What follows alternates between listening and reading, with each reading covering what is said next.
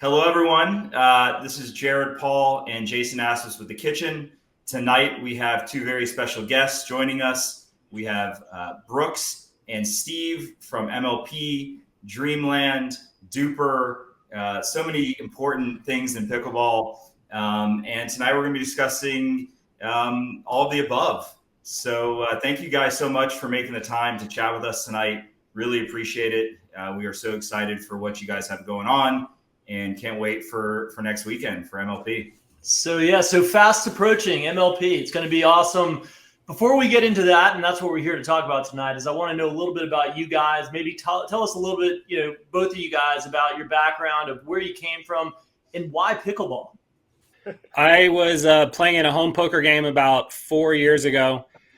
A friend of mine was telling me about this guy that he knew that was a really successful business person in Austin, that everything he'd done had turned to gold. And he had learned about this restaurant concept in Kansas City called Chicken and Pickle. And it was this sport called pickleball and a fast food kind of concept. I don't know why, but it just sounded super interesting to me. He said these guys in Kansas City were killing it, and these guys were looking at opening up a place like that in Austin. I had just sold a business and was looking for the next thing to do, so it piqued my interest. Started researching it. Actually went and got a paddle, started playing at the Cedar Park Rec Center here. Long story short, come to find out, 2 years later, I became friends and business colleague with the gentleman on my left or right, whatever. And that person was Steve Kuhn, that was considering opening up this place, which eventually became Dreamland. But from the time I started playing pickleball, I started playing like 5 days a week at the Cedar Park Rec Center. That was about 4 years ago. Continue to play as much as possible. All right, Steve, what about you? My nephew told me there's a sport called pickleball and I would love it. Okay. And I was skeptical, so I Googled pickleball Austin, Texas, and I found a church group that was playing, and texted them or emailed them and said, "Can I come?" They said, "Sure." The first night I played, I said, "This is unbelievable." It was instant love, and basically from that minute on, I knew I wanted to do something in the pickleball business. And I remember making this argument even before Chicken and Pickle opened. I said that a pickleball bar was going to be the next Topgolf. And I made the analogy, what Topgolf is to golf, pickleball is to tennis. So let me explain what I mean by that. Golf is a difficult sport. It can take years to master, fairly expensive, 5 hours to play. Yeah, it's a thing. It's a commitment. Topgolf, you can go, even if you're not a great golfer, have fun with your buddies. It's a lot easier. The entry point is easier and a lot immediately more fun for a wider range of people. I said, that's exactly what pickleball is to tennis, and that the next big, entertainment concept was going to be a pickleball bar. Then I heard that this Chicken and Pickle had opened in Kansas City. I think I flew there the first week they were open. I'm like, because I was so proud of myself that I called it, that I had to go see it. And I was like, and it was hopping. It was huge. People were having a blast. And basically ever since then, I've wanted to have a pickleball venue. Now, I worked on some other projects. I was kind of busy. Didn't quite get around to it until finally, we opened Dreamland earlier this year. That's awesome. And what's your background? You come from a finance background, is that right? Yeah, I was a Wall Street guy for about 20 years. Loved it. Was good at it, and now I'm back. I've started a hedge fund again. I see that there are times when I think markets are inefficient and broken, and I'm good at those, and I'm back in that business. But that was kind of where I made some money and had a good career doing that. I left that business about 7 years ago and did some charitable work and traveled the world and worked on some other projects that I cared about, some issues that I cared about. But now, started basically working on pickleball projects and back working on a hedge fund again. Nice.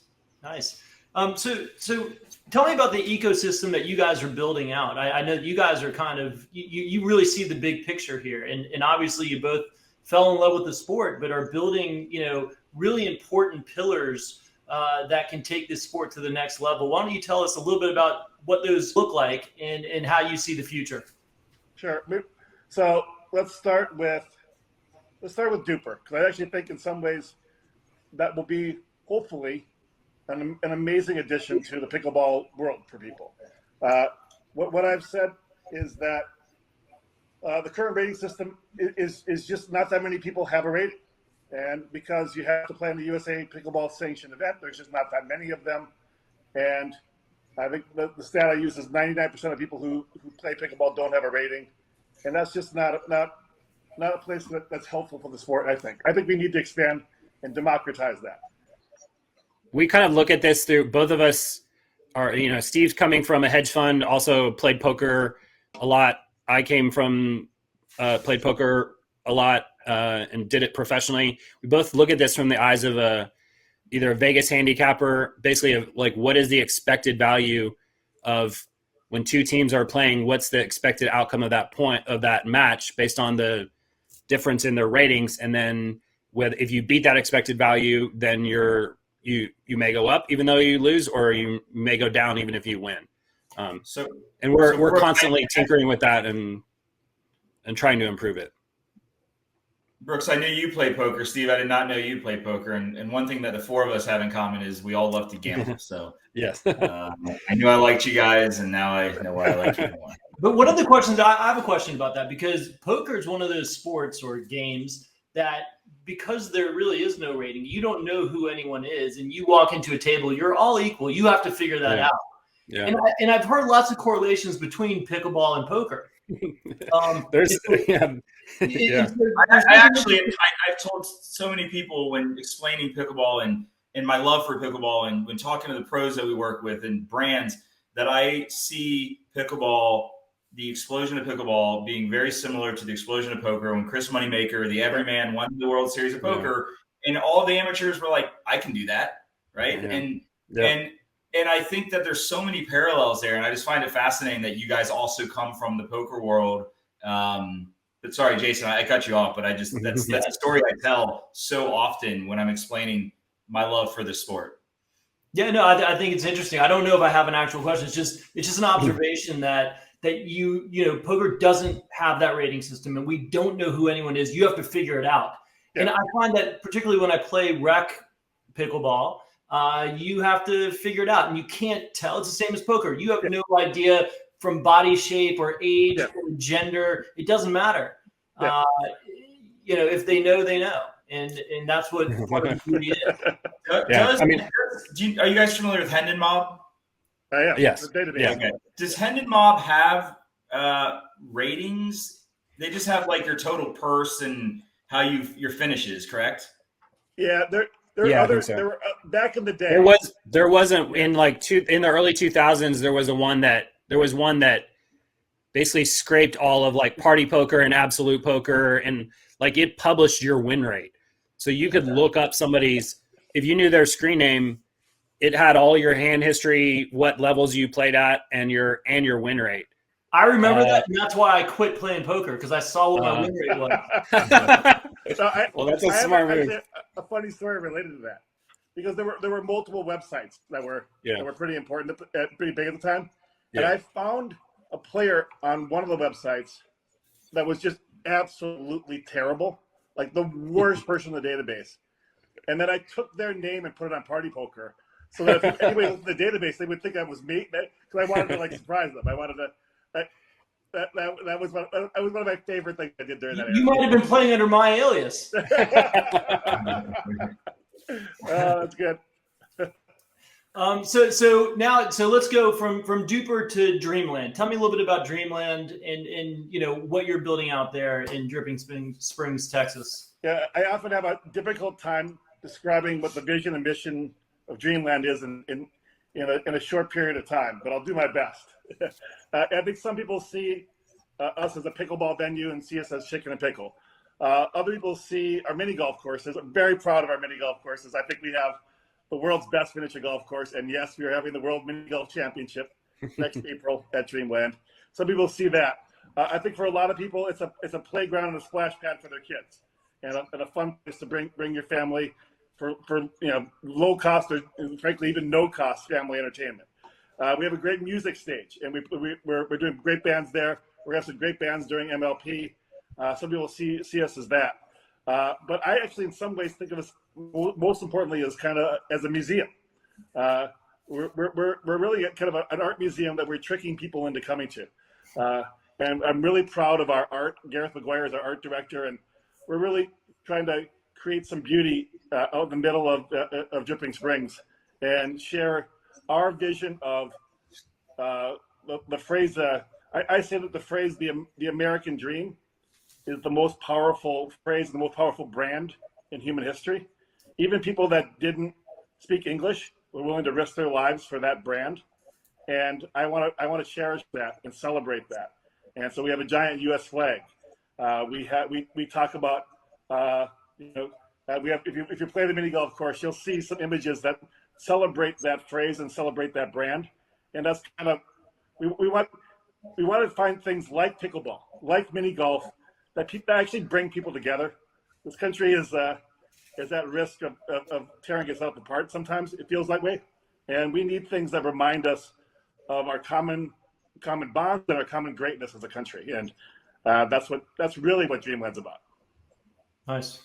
Yeah, I love that. Steve, first off, I feel super lucky that I'm in Austin where Dreamland is, or right outside Austin.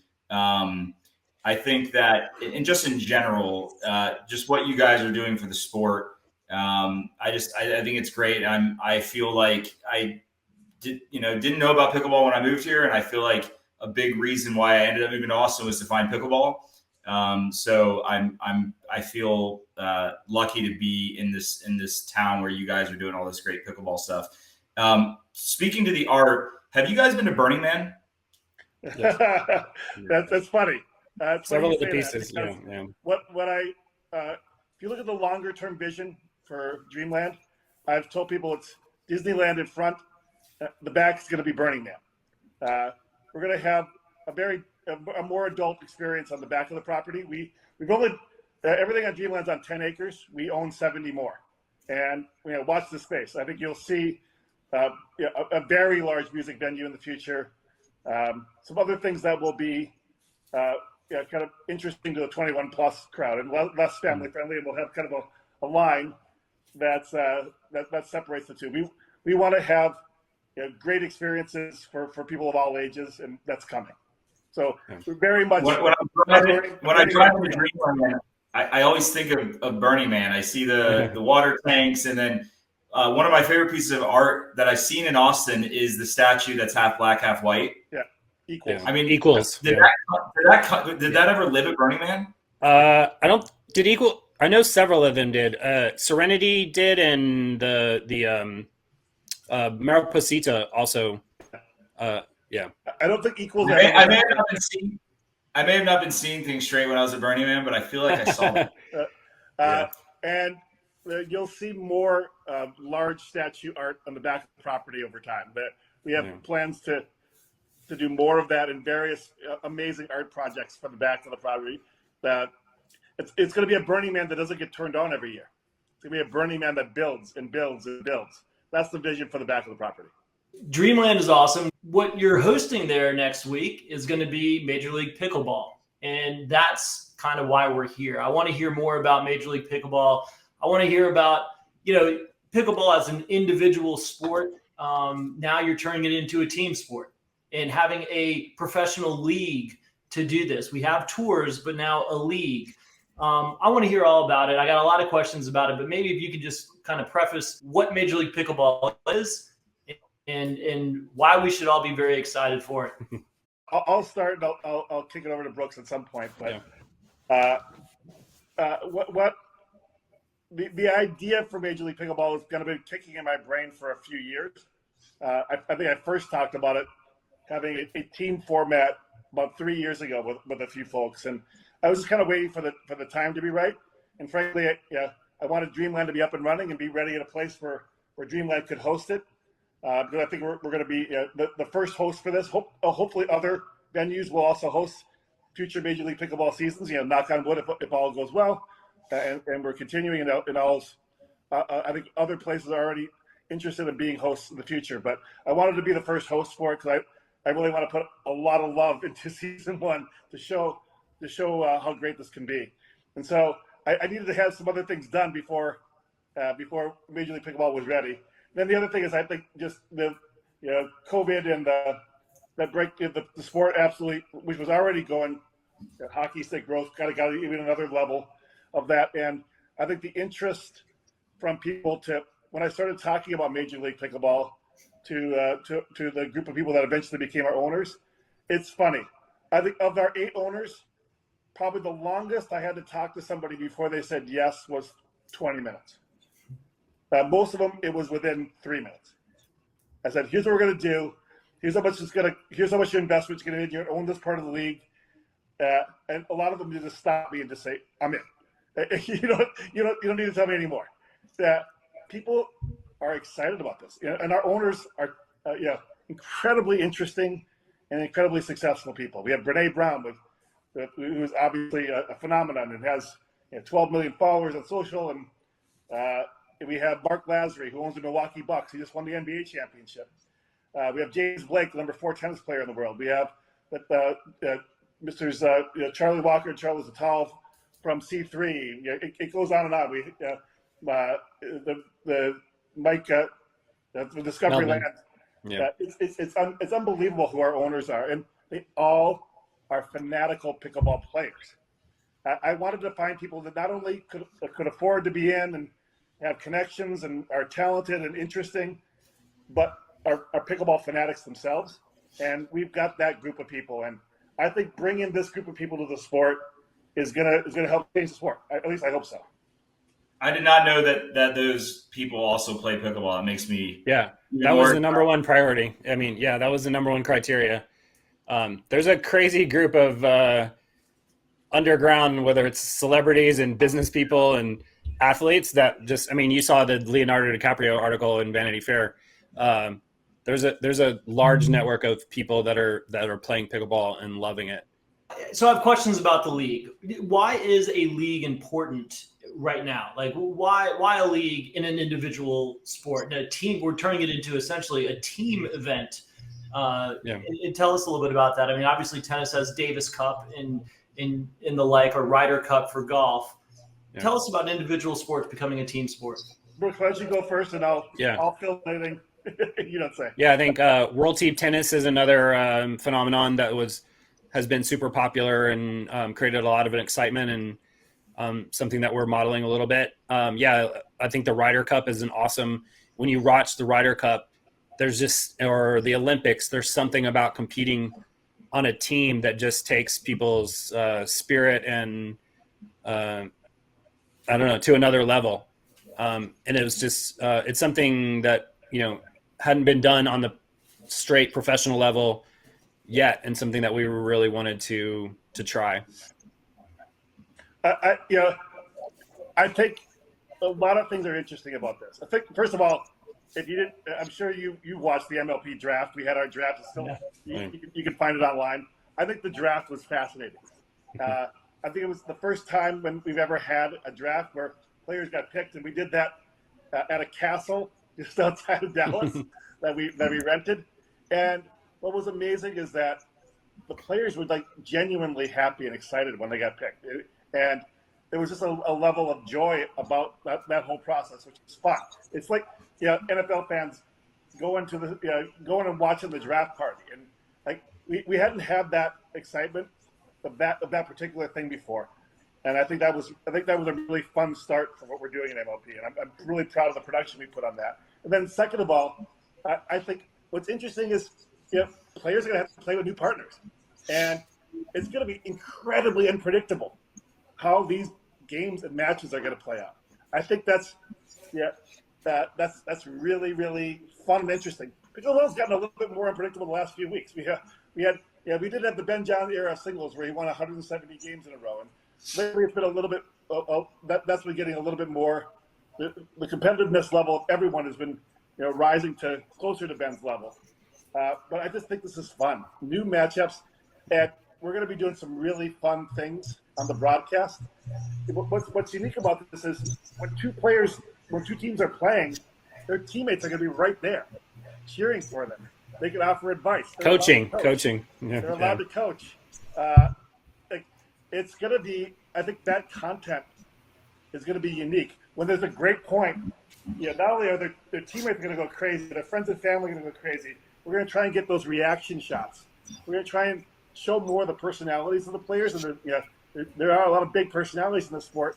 And I think this team format will help reveal those even more than we've done so far, because you'll get to see people these matches matter. There's real prize money on the line.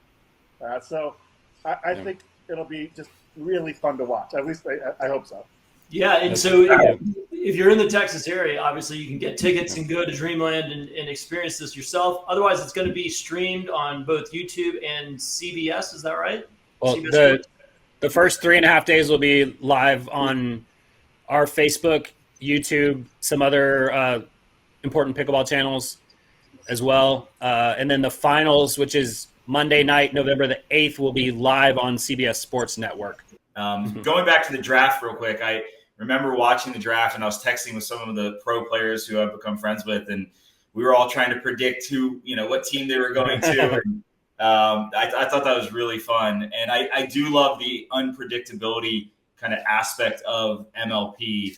I thought it was interesting that Tyson, I think he got picked first, right? And then he kind of was helping decide, who was picked. And then he picked Dane, right? And they're both great singles players. And so I thought that was really cool. I have a tough question. You don't have to answer. You might not be able to answer. But who is the favorite?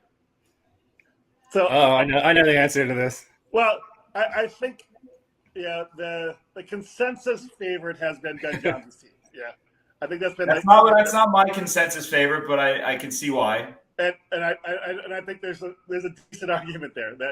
I think there obviously you got Ben, you got Irina, you got Andrea Coop, and you got Rob Nunnery in the 16th pick, which I think was a nice pick at 16. So for sure.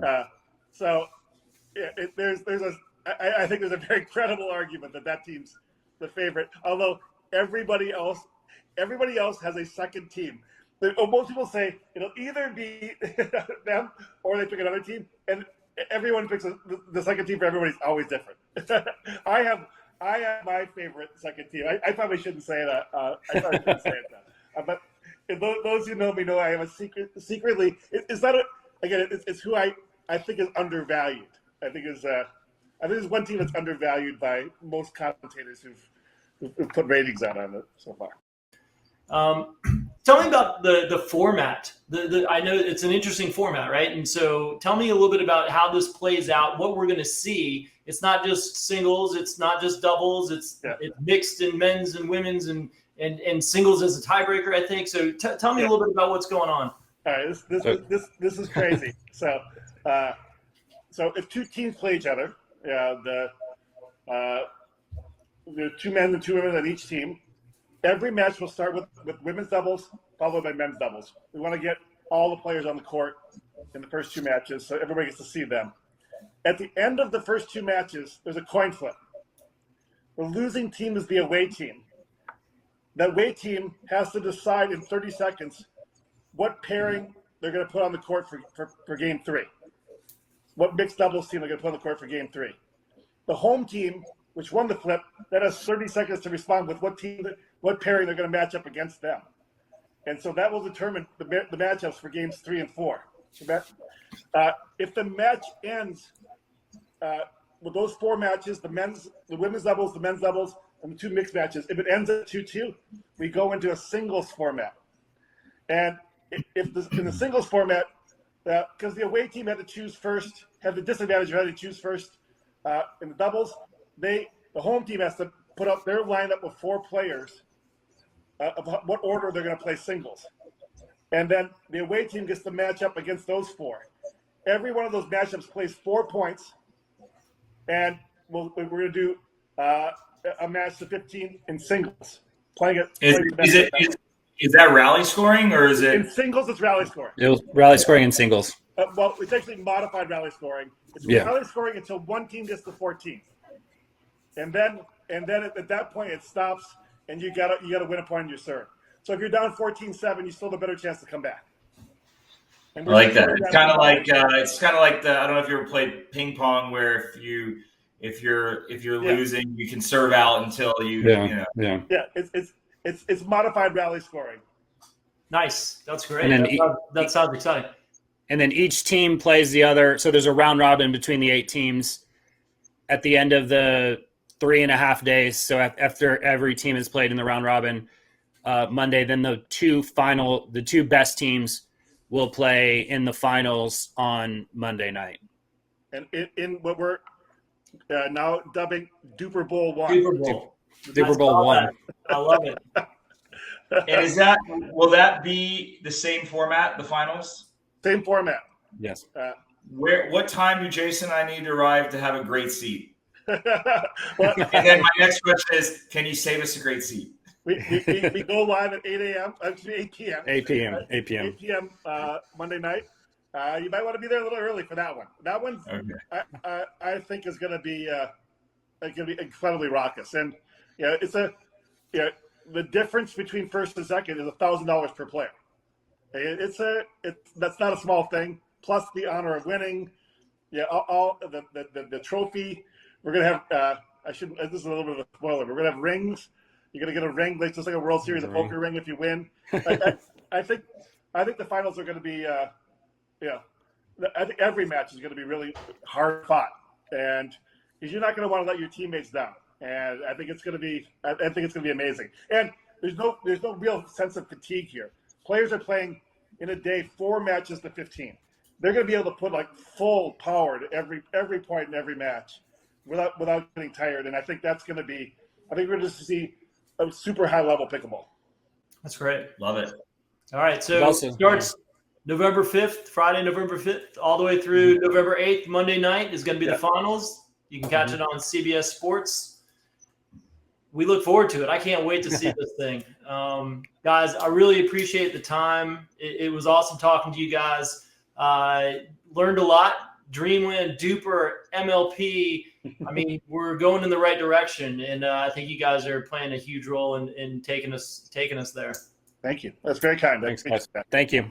Thank you. I echo all those sentiments, gentlemen. It's been great knowing you guys and having you all as part of my pickleball journey. So thanks for all that you've done for the sport, and look forward to seeing just so much more that you guys are, have up your sleeves. Thank you. Thanks, Jared.